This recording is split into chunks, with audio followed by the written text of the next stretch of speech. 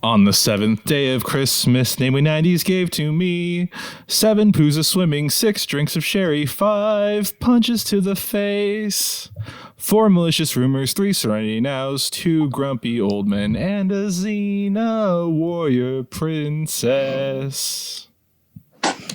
Bravo. Thank you. Thank you. Thank you. Welcome to Namely 90s. Wow. The podcast that takes you back to the time before smartphones, Google, and Y2K. Join your hosts as they relive the pop culture that shaped a generation and the parts that many people wish they could forget. Listen in to the conversation about how the decade defined those who spent their childhood there and how it shaped them as adults. So, turn down the grunge and dial up the internet. Let's get started. It's time for Namely 90s. All right. Thank you for listening. This is Namely 90s. I'm Andrew, and as usual, over there is Brandon. That's me. We are welcoming you to our 7th episode of the 12 Days of Christmas Holiday Special. And to introduce our guests, we are going to go off to Brandon. But first, I'm sorry, I do this every time. You can find us online at namely90s.com or on Twitter at namely90s with a 90s. And now to Brandon to introduce our guest. All right. Today we have Mike and Raph from StraightToDVD, a movie podcast featuring cinematic intellects wrapped up in a blanket of clowning.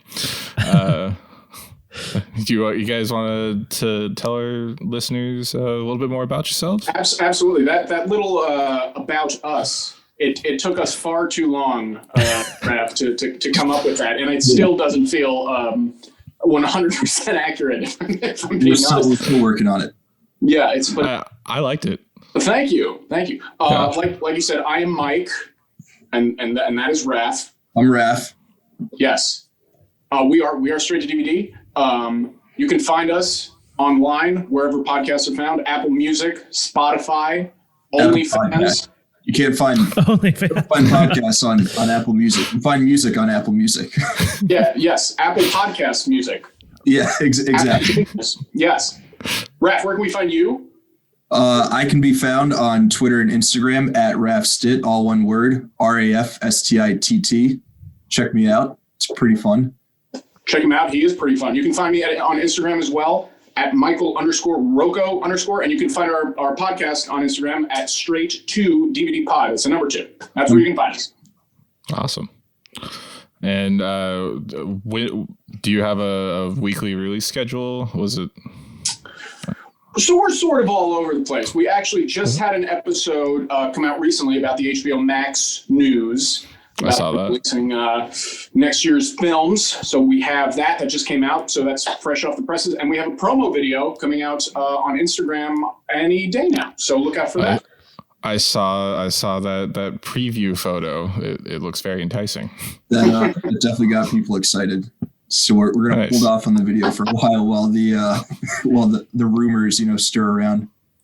Yeah. You got to build that suspense, exactly. So, yeah. Practically speaking, what is a cinematic intellect? Wow. Raph, I'll let you take that. I'll take this one. Yeah. Michael is by trade an actor, so he's he's obviously someone who is very studied in the world of cinematic movie making and whatnot. I also studied film in college, so we kind of have, I guess, a studious background when it comes to film, like just based on like some, I guess you could say, formal training. But at the same time, like, we don't like to take ourselves too seriously. The idea of a cinematic intellect kind of comes with like an air of like snootiness, which we don't want to give off, even though sometimes, I guess we can't help it. But yeah, we are, I guess, cinematic intellects, but we definitely try not to take ourselves too seriously. No, I was just curious what that, for our listeners, what what that meant. So to be fair, we have the same problem, except we don't have a cinematic background. We just have the snootiness or lack thereof. Lack thereof, yeah. The lack of a discerning. Yeah. I promise you, having a cinematic background doesn't help at all. It's really not. You can land upon the same things just by being analytical. I just had to study the phrase mise-en-scène in college. That's what makes me a cinematic intellect. But I don't know anything more about movies than anyone else. I don't think I even know what that means. At least you've seen some of them, unlike me. One of the running gags of our show is, for some reason, I host a 90s pop culture podcast, but have seen virtually no movies from the 90s. So it's kind of weird. It's weird. So fun trying to say, hey, do you remember? I think the only thing you remember is A Few Good Men. I just remember the bad movies I liked, which are not great, I'm sure. I haven't seen A Few Good Men. I've only seen the sequel, A Lot of Bad Women, but it's standalone. Nice. And that's nice. Oh man. Well, I listened to your episode on Seven Samurai because it's influenced so many films that I personally love, but I've never actually seen that movie, and now it's made me want to just go and find whatever streaming service it's on and watch it finally, but still haven't followed through on that. Well, you need to block out about a week of your life to finish it from beginning to end. So. Yeah, it's about 3.5 hours long. It's wow. Yeah, you're gonna need a snack break, a full meal break, several bathroom breaks.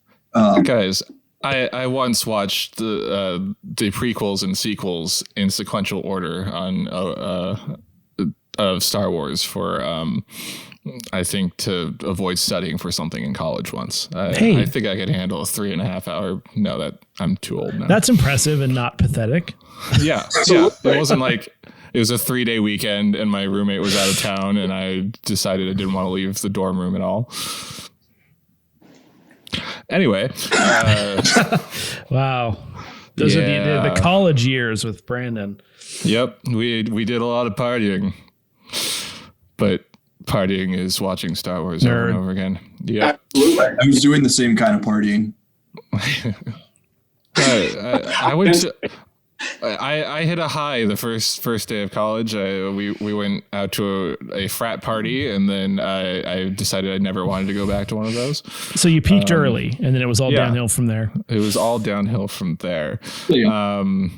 Speaking of peaking, go ahead. No. I was just going to say, if it makes you feel better, Raph used to live in Midtown, and the last time we were at his apartment before he moved out, if it makes you feel better, he was having a party, and I proceeded to hijack the party to compare why the original's lightsaber battles were better than the prequels, and everybody was very dissatisfied with me. So believe me, amazing. Amazing. That's awesome. That beats my lame segue of saying, speaking of peaking early, South Park. Yes. Well, I guess, or I guess we should ask if there's any Christmas memories you wanted to share. But that's also interesting. I forgot that you guys are located in New York. Yes. Yes, we are. We're East Coast boys. We are. Yeah. Or they like to call it during COVID, Ground Zero. It's a lot of fun. That's funny you mention that, because Seattle, there's this whole thing in Seattle where during the protests, people were like, the city of Seattle is being taken over by, activists. And it was like 3 blocks, nowhere near downtown. And I know like they're trying to make it sound like New York is just this ghost town that's completely shut down. Tell us a little bit more about what it looks like there for real people. Raph, how about you go first? I've been chatting way too much.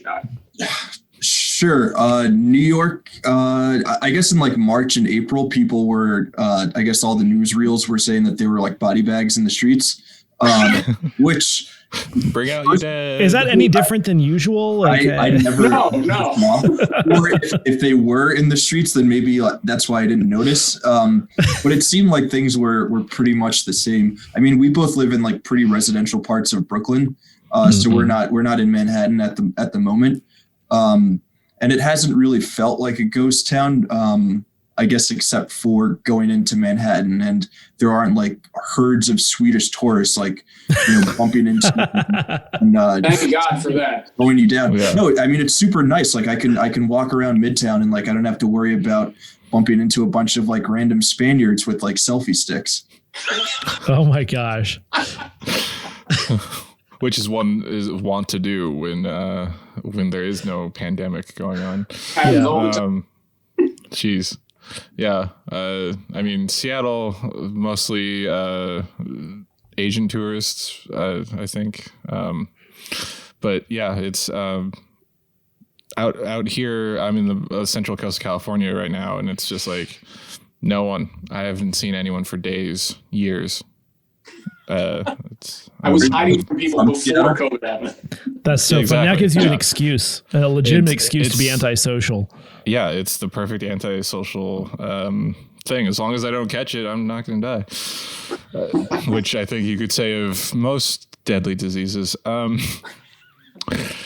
we're going to talk about what Christmas Yes. holiday memories, right? Yeah, if you have any you want to share, or how you're spending this one. That's an excellent question. So my mother is a boisterous older Italian woman, and she's not she's a lovely woman, and she's not at all a COVID denier. She's not one of those loons, but she has no fear of the virus, right. essentially. So she's like, "Oh, if I catch it, I'll be fine." And I'm like, "Ma, you don't know that. You have no idea how it would affect you if you right." So she wants to go to our friend who lives in Sheepshead Bay, which is a bit eastern Brooklyn, right before Queens. They used to throw a Christmas party every year. And my mother wants to go to that. And I've been desperately convincing her. I'll be like, no, can we not? So to answer your question, I don't have plans, and I'm actively trying to prevent us from having. Are you sure you're not going to go to Rudy Giuliani's, Christmas blowout party this year? I was thinking about it. Like, actually, he could fill up an entire jug of eggnog by wringing his hair out. Oh gosh! Nice. How about you guys and Raph? What are your plans, if you have any? Plans? There are no plans. There are no plans this year. I have no plans. My parents are older. I don't live with them. They're scared because I live in ground zero, and they're out in the suburbs. Actually, they're in New Rochelle, which was like one of the first places where the virus hit early on. So we're not doing anything this year. Trying to keep everyone safe for the most part. What about you? For me, I'm currently quarantining in Lake Stevens, Washington.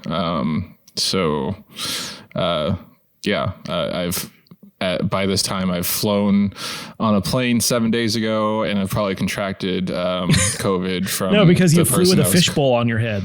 Yeah, I am not taking off my mask for for the 4 hours that'll take me to get to the airport, fly there, get to my rental car, and get the F away from everyone. But yeah, yeah, I'm not seeing You're anyone. traveling? I'm just going to be, I'm stuck with family. And that's one of the reasons why we did this, these specials, other than to be able to reach out to other people in the podcasting community. It's for our listeners to kind of just have something to supplement that holiday lull that people experience while podcasts are not releasing episodes during December. So you're welcome, people that are listening to this. Yeah, you're welcome for the thing you never asked for. Exactly. Cool. So with that, I suppose we should move on to talking about today's episode / show, which is South Park. So tell us what your experience has been with South Park and what you think of it. Michael? Sure. I hate to admit this, but my broad knowledge of it has purely come from knowing it adjacently via pop culture. I've seen clips of the show. I've had it on in the background at times. This was actually the first time I have ever sat down and watched a South Park episode from beginning to end. Wow. This is probably my fifth time. I'm ashamed. I'm ashamed to admit it. Although I have seen many times their on-stage endeavor, Book of Mormon. I have not seen that yet. It's very, very, very funny. And it's very interesting because this episode came out, what was it, 97? Is that right? Yeah, I believe the first year it aired. Yeah, this is the first year it aired. And anybody who's seen Book of Mormon or is a fan of it, you can clearly see their roots and like their ideas of this kind of raunchy musical humor and how that translates to them writing a full stage show based on it. Like actually a lot of the jingles were somewhat similar, which I found very funny. But knowing South Park and knowing a lot of the through line jokes, particularly the Kenny dying every episode and them making the joke to not do it. And I was like, I know that. That's funny to me. Pop culture. Oh, yeah. What about you, Raph? Good for you, Michael. You caught it. You got that's what being a cinematic intellect means. It means understanding that Kenny joke at the end of the Mr. Hanky episode. Yeah, I mean, for me, South Park was like always around. I have older sisters. They're like 10 years older than me. So I remember like growing up, they would always watch South Park and like they loved it. But my parents would absolutely not allow me to ever indulge in watching it. But I would, try to sneak episodes here and there until, point where I was like 15 or 16. And I like got caught watching South Park and, I guess my parents were like, well, you're at the age where we don't have to monitor what you're watching on TV anymore. That's nice of them. Yeah, it was very nice of them. It was a lovely moment for us. But yeah, I mean, I've always been a huge South Park person. I feel like I'm one of those kids who like was raised by South Park. And because of that, I'm probably like a little messed up in the head now for growing up with Cartman saying and doing just horrendous things. But yeah, I've always been a big South Park fan, kind of fallen off in the later years. So my memories of South Park, I've seen every episode, I'm pretty sure. As you were talking about it, I just remembered in 4th or 5th grade, John, we'll call him John. He was a friend of mine. Andrew knows who I'm talking about. Yes, I do.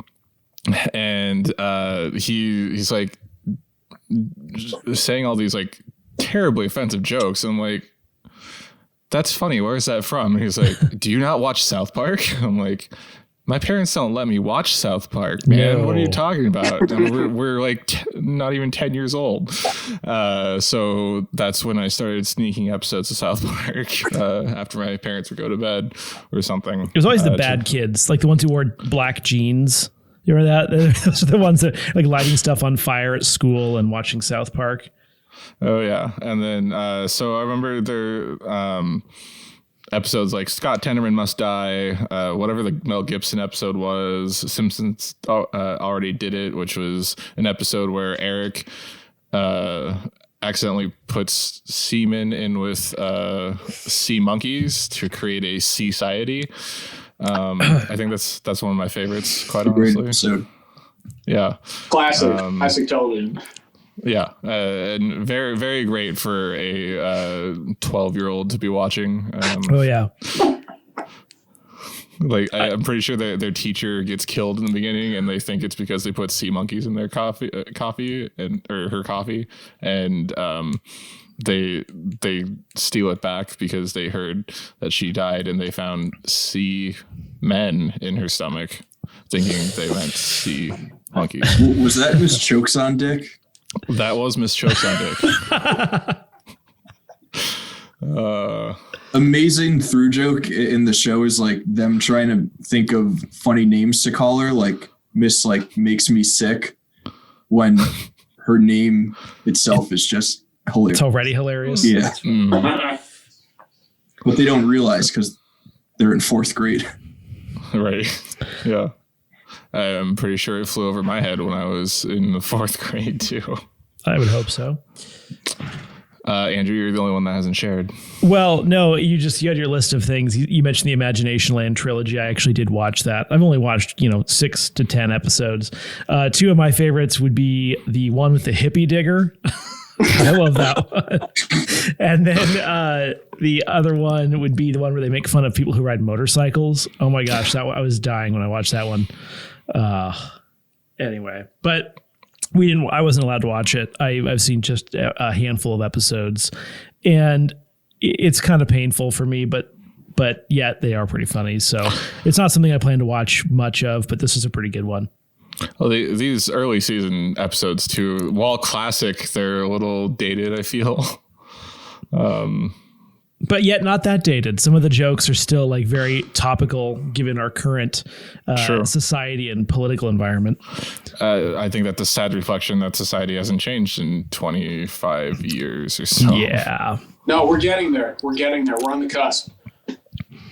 So close. This is we're nearly at a utopia level here. I think, drenched in sarcasm. All right. Well, I guess. But if I may, you're absolutely right. Like I was watching this episode, and I was legit. Like you asked Ref. Like I don't. When it comes to humor, I won't like laugh out loud when I'm by myself. Like there are a few things that I find genuinely funny when I'm alone, and I'm like, that's hilarious, and I like laugh. I was actually laughing out loud by myself watching this episode, and then it occurred to me that this came out 23 years ago. This episode is 23 years old, and it's like you said, there's stuff in it that they're dealing with, politically and whatnot. That's still an issue right now. And whether that speaks to the brilliance of the two gentlemen who created it or the unfortunate stagnance toward to the maturity of the human race is something else entirely. But I just thought it was incredible that, these days there's such a emphasis on political correctness and how 23 years ago they were making jokes about it as well. Yeah. One of the best jokes about that is like, obviously, all the war on Christmas stuff, and a lot of it has to do with like people who like religiously don't celebrate Christmas or whatever it may be. But then like there's just like everyone is trying to get a piece of the action, and they're like the environmentalists who are just like, Christmas trees are wrong because you guys are cutting down all the trees in the forest, and like we need them to stay and grow. Like literally everyone is just finding some way to get offended, like no matter what it is. I think my favorite part was the Catholic Church was like, if you take Christ out of the nativity scene, you have to take Christ out of everything else too, or Christmas out of everything else too. I'm like, okay. I feel like we should reset a little bit. And did we mention we're talking about Mr. Hanky, the Christmas Poo for our episode? No, we have not. The episode we chose for today is season 1, episode something 9 of South Park, Mr. Hanky, the Christmas Poo. Oh wait, before we move on to that, I do remember one more thing. I had like an album of South Park Christmas songs, like and Andrew can attest to this. I put them on my Christmas playlist that I play in my car, including Kyle's version of the Dreidel song, where just an only Jew. Oh my gosh! Kyle's dad comes in on the 4th verse, but all he's saying is "Courtney Cox, I love you. You're so hot on that show." And then the disc is great for entertaining in your home on Christmas too. And there's my personal favorite, Eric Cartman singing about a Swiss colony beef log. One of those packaged meats that you get from Hillshire Farm, I assume, that he was so sorely missing that Christmas. And on with Mr. Hanky the Christmas Poo. Very catchy, by the way. So from what the research that I did on Mr. Hanky, the Christmas Poo himself, he's a recurring character in the Christmas episodes I've seen. Mm-hmm. And they evolve his song, so to speak. So before I watched the episode, I did a little research, and they turn it into a full-fledged song that some guy eventually sings, and that's what I watched initially. And then I realized that it was just it's a jingle that they've had since the first season, and they've just elaborated on it as the seasons have gone on. Yeah. I think next season is, I debated whether we should do that one or this one. Chef, the episode's titled Chef's Chocolate Salty Balls. And a movie festival like Sundance moves into their tiny little town, and Chef is selling his chocolate balls, a Christmas confectionery. And at some point, all of the people coming in, being classic LA types, suck the magic out of Mr. Hanky. And I'm pretty sure the key to them leaving was them accidentally eating poo instead of the chocolate salty balls. But I don't Easy know to make that mistake. Yeah. But I just really wanted to do it because we could say Chef's Chocolate Salty Balls over and over again. So for me, this episode's kind of a blur. Like, I watched it today, but I don't really know. Like, I guess it told a story, sort of, but it was I don't know. It was hard to follow for me. So it starts with Mr. Garrison directing the third graders do a nativity play for the school. I think my favorite part of that was Mr. Garrison telling Wendy that her labor contractions weren't real enough. That made me think. I heard that line, and it made me think about my high school drummer teacher. Did you also have to act through labor contractions? Yes, I felt it was a very visceral experience for me. It really brought back some horrible repressed memories about your performance as Mary in high school. Right. No, I think it's pretty funny because it's like that should be an aspect of all nativity type plays, but yet it is not. So I thought that was pretty good, and especially like giving a third grader feedback to that degree where they don't even know what that is. It was pretty classic. I have a question for everyone. Do you think they just wanted to use the rhyme "baby Jesus fetus"? I hope so. Because that got me. I think that was my second laugh out loud moment by myself. You're holding baby Jesus' fetus by his head. Hold him by his feet. There, Cartman. I'm not really sure. I don't remember who said the line. I sort of crushed all the characters together. Mr. Garrison, Cartman, like Mr. Yeah. Shut up, Cal. You nuts a bitch. I was gonna say before, this is the first episode where we hear Eric Cartman sing "Kyle's Mom's a Bitch." Kyle's mom's a big fat bitch, I believe. That was pretty funny. Phenomenal song.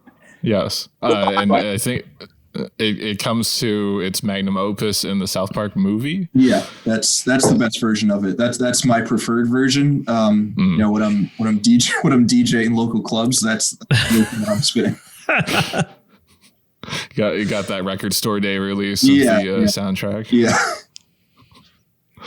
I forgot the earlier on in the series how much Kyle's mom was portrayed as a bitch, because like she's just super angry immediately about anything that's even slightly offensive to her, or in this case, having her son be Joseph in a nativity scene, I guess is kind of wouldn't be the best as a Jewish person. No, but this episode has it does have the underlying theme truly of it is. I mean, as much as it's a joke, it's hard to be a Jew on Christmas. Like, could you imagine actually being in the third grade in a predominantly sort of Christian environment and being the one who celebrates, Hanukkah? That would be a tough road to hoe, so to speak, if you were in that situation. So I don't know, it was very real in that sense. Very true. That's right. She. Go ahead. No, I had the benefit of being agnostic growing up. So basically, around the holidays, I celebrated everything. I was at Little Festivus. Yeah, Festivus, Kwanzaa. It was great. I just every time somebody was celebrating something, I would just latch on. I'd be like, yeah, let's go. Celebrated Kwanzaa. Do you want to come over to my house for Kwanzaa this year? Yeah, what day is it? It's literally the day after Christmas for a week. It starts the day after Christmas and it runs through New Year's Day. So it's post-Christmas Hanukkah. No. But sure. 7 days, 8 days, same. Yeah, I mean, one is a religious celebration, the other is the celebration of African American culture. But yeah, it's post-Christmas Hanukkah. Let's go with that. I would love to. That sounds great.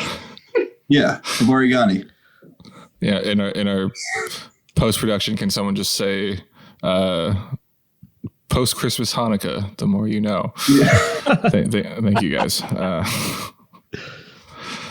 Speaking of, or the exact opposite of being inclusive, so everyone was arguing about what should be in Christmas to the mayor at their usual town gathering where they're yelling rabble, rabble, rabble. The thing that stood out to me the most was Mr. Garrison added at the end, "Can we get rid of all the Mexicans?" Like, very timely. Yeah. Which I thought was brilliant, since if you don't know, in later seasons, in the last 4 seasons, he's become President Trump. Like his character is President Trump. He's become the president of the United States, and he has like the orange face. And I was like, wow, way back then, they set up this character to have those traits. I do love how they went back into the archive to like come up with that joke. That's pretty good. That is pretty great. I feel like he has a steady sort of through line of always being pretty racist and slightly homophobic, despite, later storylines for that character. Yeah, like besides like Cartman, he's probably like the most racist and just like generally offensive character in South Park. And it's funny, and he doesn't. Their teacher. Yeah, and he doesn't care that he is. That's just who he is. Yeah, he's unapologetic about it. That's a very nice quality. What's the name of the school? The school shrink. What's his name? Oh, Mr. Mackey. Mr. Mackey. I was a big fan of Mr. Mackey this episode. I burst out laughing. Something about the way he says "okay" at the end of it. He's like, Kyle, you have a fecal infatuation, okay? That's why I was like, ah! I relate to it. I relate to Kyle's issue. I mean, like the genius though of South Park is just that like the humor is it's such a like base level of humor. Like the guy who says "okay" is his name is Mr. Mackey. Like their idea of a special Christmas character is literally a turd. Like poop is always funny. Yeah. Like, yeah. Just like they get to say like doo-doo and dookie and like crap like a bunch of different times. Like that will always be funny. Like it's not some like heightened like genius levels like humor that they're doing. It's just, hey, let's make our Christmas character a bleeping turd. Yeah. Well, and a turd that that he thinks talks that no one else can see. So he's just continually in these situations where he's just got a turd in a box. Yeah. Yeah. Where he has poo stains on his hands and like poo stains everywhere. Poo stains the bathroom. Oh, he has Noel on the mirror written in your mother's gonna have to clean this up. I love that part. What? She's like, what? And that first scene in the bathroom, Noel on the mirror, I had that written down. That was oof. I cringe because like these early poo stains, they do look as if they just did like a blotting of brown on the well, I guess it was computer, but still, yeah. That was lovely alliteration there, a blotting of brown. I just slip into these warrior poet moments, you know. Arms, palms sweaty, mom spaghetti, right? Right. You know? Your Eminem moment. Yes. I'm gonna tuck that away from a future Definitely. rap battle. So my next bullet point was I forgot this was Kyle's Mom is a Big Fat Bitch song episode, but we already talked about We that. already covered that in depth. Yeah. I just wanted to sneak that in one more time.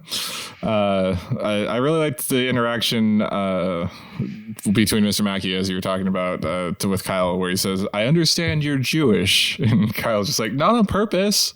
Which, Oh my gosh. But I think that also makes that makes a statement in that we don't choose who we are, what group that we're in. So like, again, it was a joke, but it was kind of, it was real. maybe you're born with it. Maybe Christmas. it's Maybelline. Who wants to talk to his talking turd? Just wants to hang out with this talking turd and like enjoy Christmas. Yeah, It's not- but like, I like how they never explained the origin of that. Like, the parents had no idea what he was talking about. I thought it was something the parents told him to get him to eat his fiber. But now I'm like, where did this whole idea come from? well, right, but isn't that the brilliance of it though? Right? Is like, where did Santa come from? Like, Yeah, where does that's a good anything we believe in come from? I love how like they're I mean, they're not necessarily subtle about it, but it's just like the only thing that requires you to see Mr. Hanky is that you have to believe in him. And then that poo comes to life. And it almost speaks to the absurdity of all these different, whether it's Santa or whatever you believe about the Christmas season or the holiday season, that it's if that's what you believe, that's what you kind of Right. get. Right. Yeah, and I don't know who Philip Glass is. Anyone? I assumed he was some sort of like modern art composer, like because like the super abstract play. Minimalist. yeah. In the future there will be robots from Michael Grand Theft Auto Vice City. Seemed like something similar to that at some like off-Broadway joint. Right? In a 15-person theater, yeah. Yeah, you might be Philip Glass. Yeah. Because I was gonna ask. 6 years old as a minimalist. Yeah. I was gonna ask Mike, have you ever been in a production like the kids were in at the end there? No, but I truly wish that I had. I've never, I take my work very seriously. I try to keep away from religious and political mediums. So no, I've never played Jesus.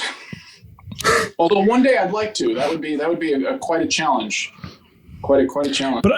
But there is, I mean, I imagine you've experienced quite a bit of like bizarre esoteric shit that these people come up with where it's like, what is this? Especially in that industry. Yeah, absolutely. There's not so much. What's like the strangest thing that I've worked on? This will be tough for me to come up with because I typically repress all this shit and push all that. But I, fortunately, aside from the actual quality of the writing being garbage, I've never played a real individual that like actually existed or people pretend existed. So maybe one day. Yes, I aspire to do what Mel Gibson is doing right now and play Santa Claus in The Fat Man. That's really where I would like my acting, my acting to end up. That's the dream. Dude, you could be a 100%. real life Mr. Hanky. Yes. Thank you, dude.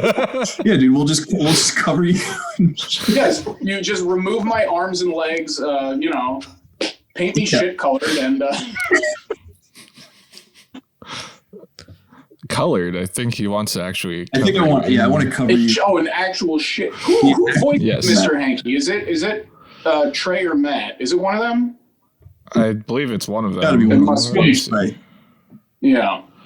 I mean, it could be like you could do this as some sort of a bizarre sort of street performance. That's just like every other corner of New York City. Yeah, exactly. Yeah, the market's pretty tapped. Yeah. But I could definitely try in Sheepshead Bay, Coney Island, for sure. There's not too many fecal performers. Not too many. There's a few. One or two. It's like a Tuesday on the 3 train. You know, you get on and there's some dude covered in feces singing and dancing about how he's. Trey was Mr. Hanky. Trey was. Oh wait, no. Wait. Sorry, no. He was Mr. Hanky playset voiceover.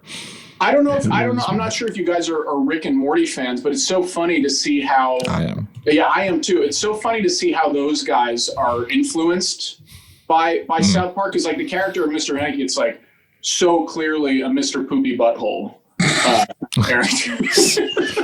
This is right. serious, Raph. This is serious. Sorry. Well, I see where you're going with that thread. Like Dan Harmon in Community, I think it's the final scene is a tag for Community, the game, and then like the guy is reading a tiny script that comes with the game, and he's reading what he's actually reading in real life, and he just turns to the kid. He's like, "You stupid child. We're not real. None of this is real." And then that just made me think of when they had the SNL style fake commercial for oh my gosh, that Mr. Hanky in the episode. I wish Daddy was still alive. I wish Daddy, yeah. And then the baby ate their Mr. Hanky that they fished out of the toilet. Oh yeah, I love the fishing net.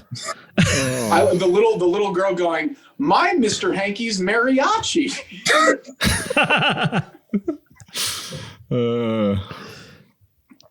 Yeah. Oh man. Classic. I mean, the thought it was 90s. a real ad. I thought HBO Max was giving me the big middle finger, being like, "Guess what? You have to watch ads. This is for." Right. Yeah. Not only do you have to watch ads, you have to now pay us to watch instead of using a free trial to see Wonder Woman, which came out 2 days ago.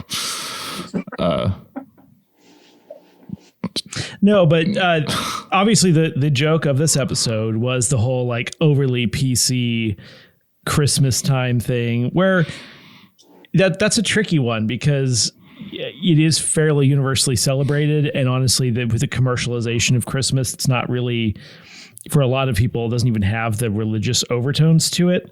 But yet, it does have a lot of like people will very freely speak about God and use Bible verses where you just don't hear that the rest of the year very often. So it's definitely a weird thing. Jesus is the reason for the season. All right. That song and the Christmas donkey song. No, thank you. Dominic the donkey. Dominic the donkey. Oh. Yeah. I'm Italian. I grew up on it, so I'm not. Fair enough. I am not. Well, it's like every year Starbucks gets in hot water because the Christmas cup is too Christmassy, and then if it's not Christmassy enough, they get it from the other side. It's just like, oh, come on. Well, you know the perfect thing to say in that situation. Screw you guys, I'm going home. Right. This is too bad. Now, that's an attitude I can get on board with.